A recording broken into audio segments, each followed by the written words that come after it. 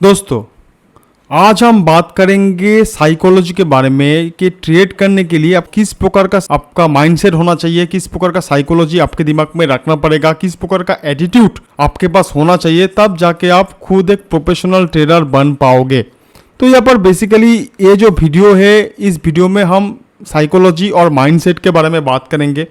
बहुत ही डिटेल में हम बात करेंगे यहाँ पर कि जो चीज़ लोग कभी भी समझ नहीं पाते बट ट्रेड करना स्टार्ट कर देते हैं, बाद में जाके उसे नुकसान ही होता है, यानी कि लॉस होता है।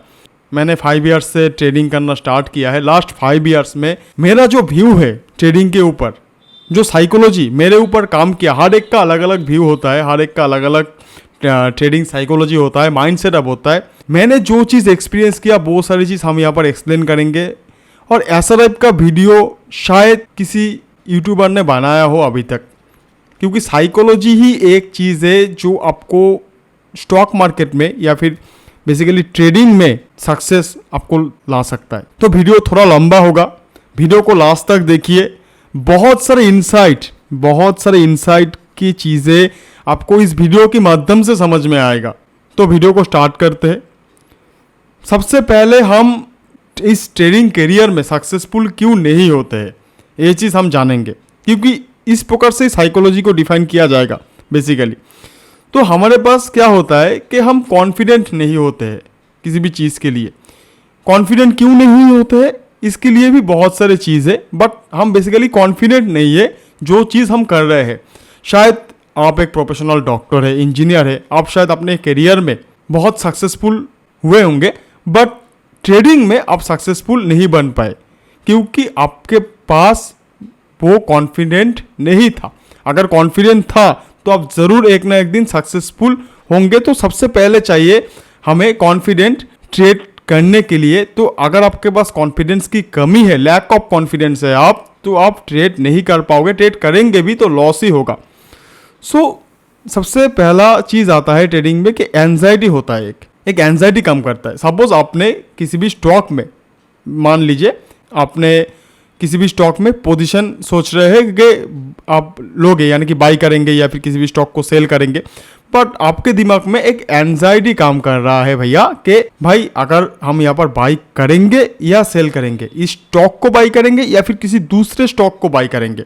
तो ऐसा टाइप का चीज़ होने पे आप उस स्टॉक में पोजीशन या फिर उस कॉन्ट्रैक्ट में पोजीशन नहीं ले पाते हैं, जिसके दौरान आपका वो अपॉर्चुनिटी मिस हो जाता है। सपोज आपको उस जगह पर पर्टिकुलर स्टॉक जो है वो सपोर्ट लेवल पे दिख रहा था या फिर रेजिस्टेंस लेवल पे दिख रहा था, वहाँ पर एक इंडिकेशन ऑलरेडी दे दिया था कि मार्केट में इसे अभी शॉर्ट करना है या फिर यहाँ पर लॉन्ग लेना है या फिर बाई करना है, बट आपके एंजाइटी ने आपको रोक दिया।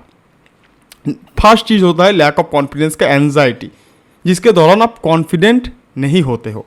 ओके, नेक्स्ट होता है FOMO, fear of missing out. ये टर्म आपने बहुत बार सुना होगा लाइफ में।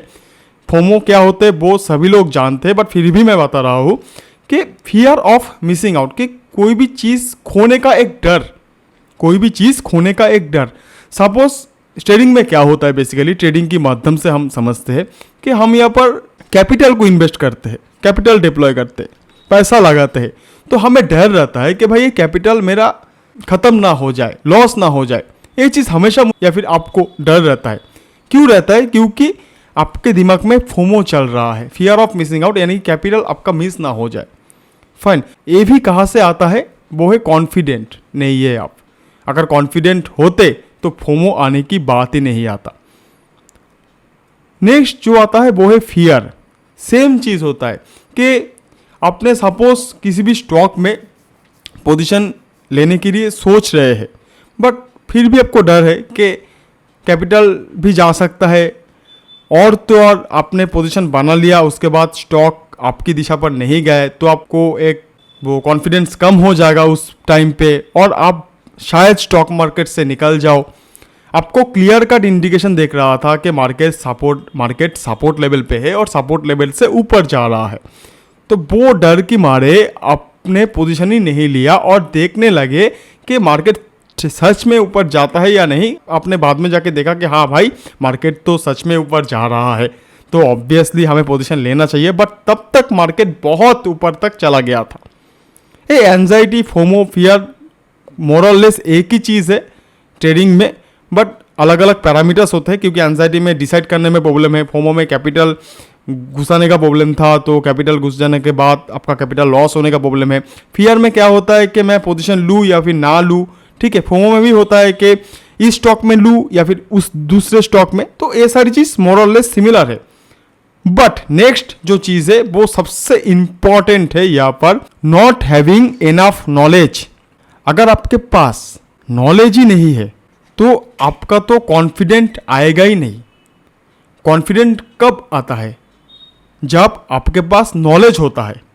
तो अगर आपके पास नॉलेज नहीं है उतना, तो आप कॉन्फिडेंट कभी भी नहीं होंगे, तब आपका एंजाइटी भी बढ़ेगा, फोमो भी आएगा, फियर भी बढ़ेगा। तो सबसे पहले आपको चाहिए enough knowledge, at least basic level of knowledge about technical analysis. Otherwise you can not trade in the stock market. आप ट्रेड कर सकते हैं बट आपका लॉस निश्चित है, आज नहीं तो कल, जिस दिन होगा उस दिन तो बहुत ही होगा, बहुत ज़्यादा ही होगा।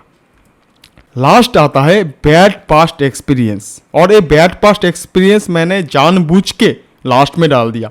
इसके ऊपर मैं छोटा सा एक स्टोरी आपको सुनाऊंगा, इसलिए लास्ट में है।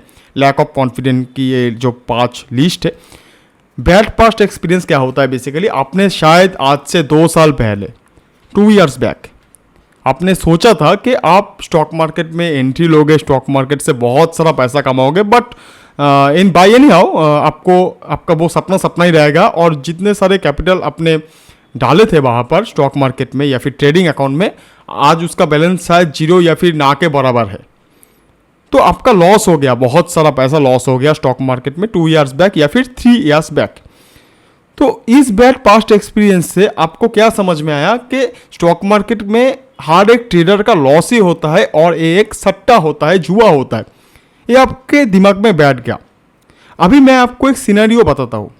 सपोज आप जब छोटे थे, तो आपने शायद जब छोटे थे एकदम 1-2 साल का, तो आपने कभी किसी डॉग को नहीं देखा है।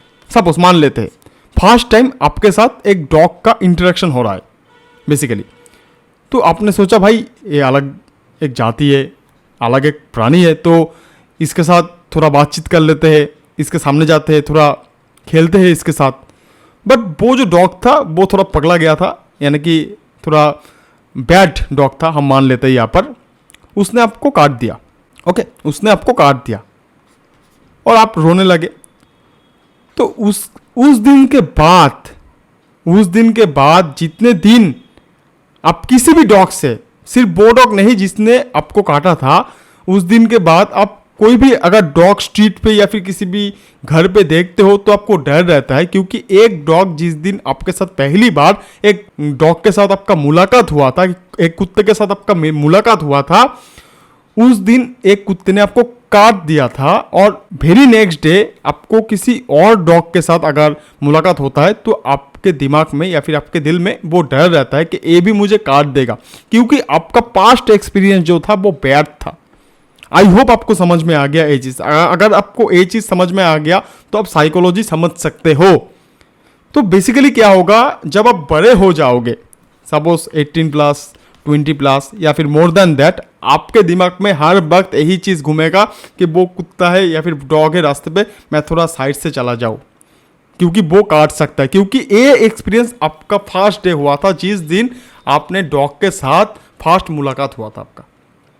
तो सिंपल सी बात है, जब आपके साथ स्टॉक मार्केट का मुलाकात हुआ था भैया, उस दिन आपका एक्सपीरियंस बैड था, और आपको सालों साल, शायद लाइफ टाइम तक आपको यही समझ में आएगा कि स्टॉक मार्केट तो भाई सट्टा है, ये मेरे बस की बात तो है नहीं। बट ऐसा नहीं है, पास्ट एक्सपीरियंस के साथ फ्यूचर का जो एक्सपीरियंस होने वाला है या फिर प्रेजेंट जो एक्सपीरियंस होने वाले है, उसका कोई डायरेक्ट कनेक्शन नहीं होता या फिर इनडायरेक्ट कनेक्शन भी नहीं होता है।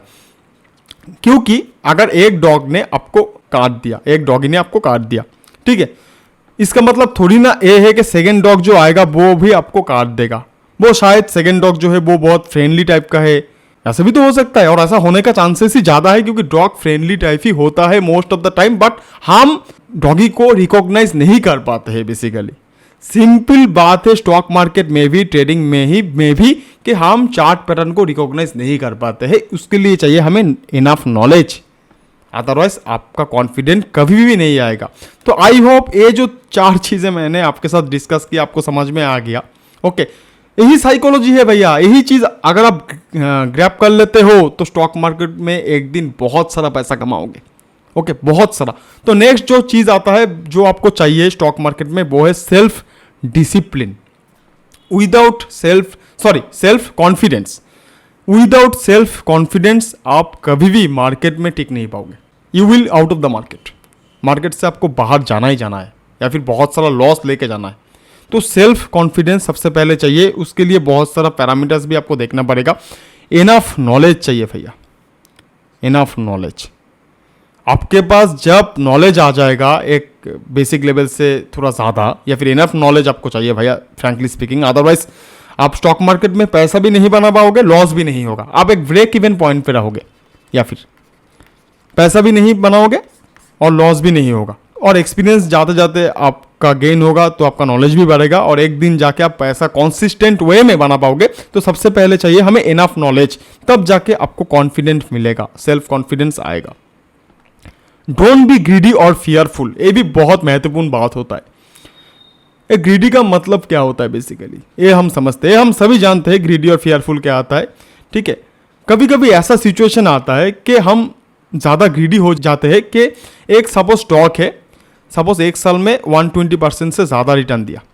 ओके, तो हमने देखा कि भाई ये स्टॉक तो 120% से ज़्यादा रिटर्न दे दिया है, तो क्यों ना हम भी इसे खरीद ले, without any evidence, without any fundamental और टेक्निकल एनालिसिस।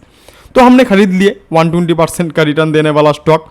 बट बाद में जाके पता चला कि शायद वो स्टॉक में कुछ बुक्स में कंपनी का कुछ मैनिपुलेट किया गया था, या फिर ऐसा भी हो सकता है कि स्टॉक ओवर वैल्यूड हो गया था। ओके, सो लोगों ने सेल करना स्टार्ट कर दिया। जो फाइनेंशियल इंस्टीट्यूशन होते हैं, बैंक्स वगैरह होते हैं, इंश्योरेंस कंपनीज होते हैं, ओके, उन लोगों ने इस स्टॉक को सेल करना स्टार्ट कर दिया और वो धीरे धीरे नीचे गिरने लगा उसका वैल्यू। तो हम ज़्यादा ग्रीडी क्यों हुए थे? क्योंकि हमने देखा था 120% एक साल में दिया था, या फिर 50% एक मंथ के अंदर किसी भी पर्टिकुलर स्टॉक ने रिटर्न दिया था। तो ग्रीडी नहीं होना है। ठीक है, और एक चीज़ होता है वो है फियरफुल, बिल्कुल ऑपोजिट होता है ग्रीडी का। क्या होता है यहाँ पर बेसिकली कि किसी भी एक स्टॉक ने सपोज एक साल में 100% के आसपास नेगेटिव रिटर्न दिया है, 100% के आसपास। तो हमने क्या सोचा भाई कि भाई ये स्टॉक तो बहुत ज़्यादा गिर गया है, तो ये स्टॉक गिरेगा ही गिरेगा। बट एक बात आपको याद रखना पड़ेगा यहाँ पर, cheap products have always more buyers. जो प्रोडक्ट चीप होता है, दाम कम में मिलता है, उसका बायर्स भी ज़्यादा होते हैं मार्केट पे।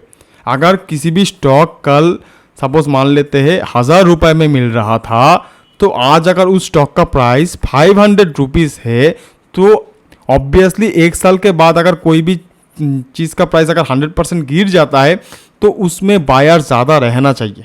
मार्केट के हिसाब से मत लीजिए, नॉर्मल सोचिए। अगर कल एक बिस्किट का पैकेट अगर 10 रुपये में मिलता था, आज अगर 5 रुपये में मिल रहा है, तो ऑब्वियसली आप जाके खरीदोगे। अगर वो बिस्किट आप रेगुलर यूज़ करते हो तो, हाँ या ना बोलो हाँ। तो आपके जैसे बहुत सारे ऐसे लोग हैं जो 5 रुपीज़ में वो बिस्किट खरीदेंगे।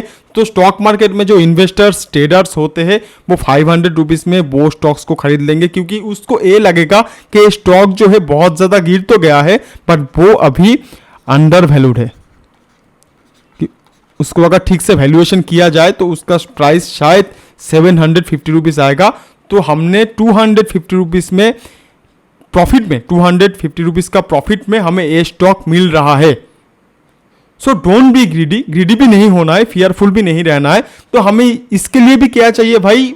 Enough knowledge, enough technical knowledge चाहिए कि मार्केट सपोर्ट लेवल पे है क्या, मार्केट रेजिस्टेंस के आसपास है क्या। अगर रेजिस्टेंस के आसपास है तो हम उसको नहीं खरीदेंगे, हम सिर्फ ऑब्जर्व करेंगे, देखेंगे। अगर रेजिस्टेंस लाइन ब्रेक होता है तो एक अपसाइड ब्रेकआउट होता है, तो अपसाइड ब्रेकआउट में हम खरीदेंगे। या फिर सपोर्ट लाइन में कोई स्टॉक है तो सपोर्ट लेके अगर ऊपर जाना चालू करता है तब जाके हम खरीदेंगे, अदरवाइज नहीं खरीदेंगे। तो डोंट बी ग्रीडी और फियरफुल। नेक्स्ट जो आता है वो है trust on market data and charts. इसका मतलब क्या है? बेसिकली हम टेक्निकल एनालिसिस में या फिर फंडामेंटल्स में भी, टेक्निकल एनालिसिस में हम बेसिकली चार्ट को फॉलो करते हैं। यानी कि जो resistance line, support line, trend line, ये सारी चीज़ हम फॉलो करते हैं। तो सपोज ऐसा एक सिचुएशन आया जहाँ पर ये जो लाइन है वो रेजिस्टेंस लाइन है, मैंने आर एल लिख के रिप्रेजेंट किया, और ये जो लाइन है वो सपोर्ट लाइन है। तो मार्केट ने बेसिकली यहाँ से ऊपर गया, यहाँ पर जाके रेजिस्टेंस लिया और थोड़ा सा नीचे आया, फिर से यहाँ से ऊपर गया, यहाँ पर जाके रेजिस्टेंस लिया और नीचे आया। तो यहाँ पर बेसिकली क्या कन्फर्म हो गया कि भैया मार्केट ने इस पोजीशन पे सपोर्ट लिया था और यहाँ पर रेजिस्टेंस लिया था। तो मार्केट जब यहाँ पर फिर से सपोर्ट लेके ऊपर जाना चालू किया है तो आपको क्या करना चाहिए? आपको खरीदना चाहिए, क्योंकि मार्केट एविडेंस देता है, मार्केट में ये डेटा अवेलेबल है कि मार्केट ने इस लाइन के ऊपर, इस सपोर्ट लाइन के ऊपर मार्केट ने ऑलरेडी 2 बार सपोर्ट ले चुका है। तो हम अगर यहाँ पर मार्केट फिर से सपोर्ट लेके एक ग्रीन कलर का सिग्नल हमें देखने के लिए मिलता है तो हमें वहाँ पर लॉन्ग पोजीशन या फिर इस पार्टिकुलर सिक्योरिटी बाय और स्टॉक को बाई करना चाहिए।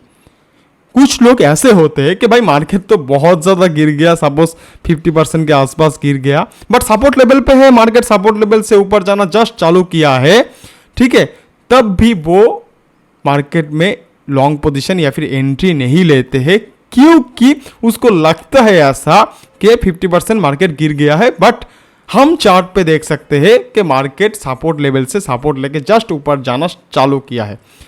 तो एक क्या है, आपको लगता है तो आपने यहाँ पर पोजीशन लिया ही नहीं, तो एक गलत चीज़ है। So trust on market data and charts, आपको मार्केट डेटा के ऊपर और चार्ट्स के ऊपर ट्रस्ट रखना पड़ेगा, तब जाके ये 3 चीज़ अगर जिस दिन आपका कंप्लीट होता है आप कर सकते हो, तब जाके आपका कॉन्फिडेंस जो है वो बढ़ेगा और आप मार्केट में, स्टॉक मार्केट में सक्सेसफुल होने का चांसेस बढ़ने लगेंगे।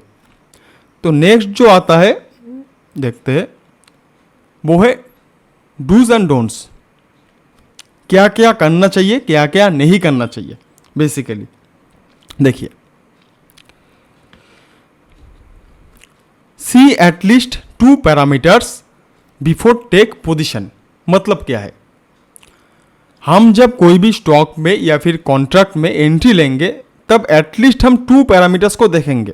वो हो सकता है कि मार्केट जस्ट सपोर्ट लेवल पे सपोर्ट लेके ऊपर जाना चालू किया है, एक पैरामीटर्स यहाँ पर कवर हो गया।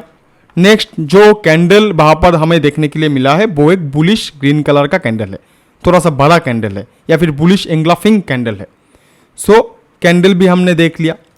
सपोज कैंडल अच्छा नहीं था तो हमने देखा वॉल्यूम क्या है, जिस दिन सपोर्ट लेके मार्केट ऊपर जाना चालू किया तो वॉल्यूम है या नहीं वह वहाँ पर।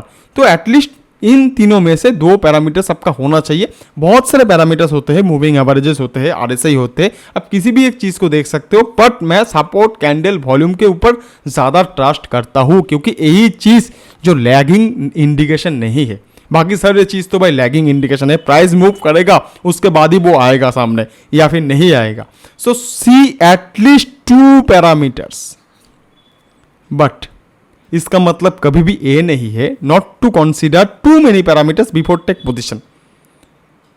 तो मैंने बोल दिया कि मार्केट अफेयर्स का यूट्यूब चैनल ने बोल दिया या फिर किसी भी यूट्यूबर्स ने बोल दिया कि भाई 2 पैरामीटर्स देख लो उसके बाद ट्रेड ले लो, इसका मतलब कभी भी ये नहीं है कि आपने 5 पैरामीटर्स देखने लगे कि भाई सपोर्ट लाइन पे सपोर्ट लेके मार्केट ऊपर जाना चालू करेगा। कैंडल भी एक बुलिश कैंडल होगा, वॉल्यूम भी उसमें ज़्यादा रहेगा, साथ ही आरएसआई का लेवल भी ओवरसोल्ड पोजीशन पे रहेगा, साथ ही मूविंग एवरेज भी ऊपर जस्ट जाने लगेगा। तो इतना सारा पैरामीटर्स आपको कोई भी स्टॉक में देखने के लिए नहीं मिलेगा। अगर मिलता भी है वो 99% स्टॉक में आपको देखने के लिए नहीं मिलेगा, और जो 1% स्टॉक आपको बचा हुआ रहेगा उसका कोई गारंटी नहीं है कि वो आपको पॉजिटिव रिटर्न दे या फिर प्रॉफिट कमा के दे मार्केट से। Okay, I hope this is clear, आपको समझ में आ गया। नेक्स्ट जो चीज़ आता है वो है डाइवर्सिफाई योर पोर्टफोलियो। मतलब क्या है, बेसिकली पोर्टफोलियो डाइवर्सिफाई का अगर किसी को मैं पूछता हूँ तो वो यही बताता है कि बहुत सारे स्टॉक हम रखेंगे, एक स्टॉक रखेंगे ट्रेडिंग अकाउंट में या फिर डीमैट अकाउंट पे, तो वही होता है डाइवर्सिफाई योर पोर्टफोलियो या फिर डाइवर्सिफाई द पोर्टफोलियो। नहीं, गलत है। डाइवर्सिफाई पोर्टफोलियो का मतलब यही होता है कि हर एक अलग अलग सेक्टर से जो टॉप कंपनीज होते हैं उसको हम अपने डीमैट अकाउंट पे रखेंगे। फाइन, सपोज मान लीजिए कि अपने 2 बैंकिंग स्टॉक रख दिया, यानी कि HDFC और ICICI को रख दिया फॉर एग्जांपल। मैं कोई स्टॉक को रिकमेंड नहीं कर रहा हूँ फिलहाल, मैं आपको सिखा रहा हूँ। FMCG से मान लेते हैं हिंदुस्तान यूनिलीवर को रख दिया, ओके। फार्मा से मैं सिप्ला को रख दिया। तो ऐसे आप डाइवर्सिफाई कर सकते हैं। तो एक बंदे ने क्या किया था कि एक टाइम पे जाके हर एक स्टॉक, मतलब कि बैंकिंग सेक्टर का, ओके, एक ही टाइम पे सपोर्ट लेवल उसे दिख रहा था, ठीक है। एक ही टाइम पे मार्केट ऐसे सपोर्ट लेते हुए इस सपोर्ट लेवल पे उसे दिख रहा था। तो उसने 3 स्टॉक्स पे, बंधन, ICICI और HDFC में एक ही साथ पोजीशन ले लिया। But very next day bank Nifty जो है उसने नेगेटिव रिटर्न दे दिया। तो ये तीनों स्टॉक जो है वो बहुत ज़्यादा गिरा। HDFC ने तकरीबन 1% से ज़्यादा गिरा, बंधन भी 2% से ज़्यादा गिरा और ICICI भी मोर और लेस 0.50% के आसपास नेगेटिव रिटर्न दे दिया था। तो उसका तीनों पोजीशन स्क्वायर ऑफ हो गया। स्टॉप लॉस था उस पर, स्टॉप लॉस के नाते, क्योंकि सपोर्ट लेवल के नीचे हम स्टॉप लॉस को रिकमेंड करते हैं। तो हम एक ही सेक्टर का स्टॉक नहीं रखेंगे, तो पोर्टफोलियो जो है वो डाइवर्सिफाई हर वक्त आपको करना है, नहीं तो आपका लॉस होने का चांसेस भी बढ़ता है। Fine, don't indulge in over trading. मतलब क्या है कि कुछ लोग होते हैं ऐसा कि बहुत ज़्यादा ट्रेड करते हैं, कि बिना वजह एक ट्रेड ले लिया, उसको एक छोटा सा ग्रीन कलर का कैंडल दिख गया, ठीक है, मीडियम साइज का, तो उसने सोचा भाई हमने तो कैंडलस्टिक एनालिसिस बहुत अच्छे से पढ़ा है, तो यहाँ पर तो हमें एक कैंडल दिख गया है ग्रीन कलर का, तो हम ट्रेड ले लेते हैं। तो उसने ट्रेड ले लिया, बट वेरी नेक्स्ट कैंडल जो आया वो रेड कलर का आ गया यहाँ पर।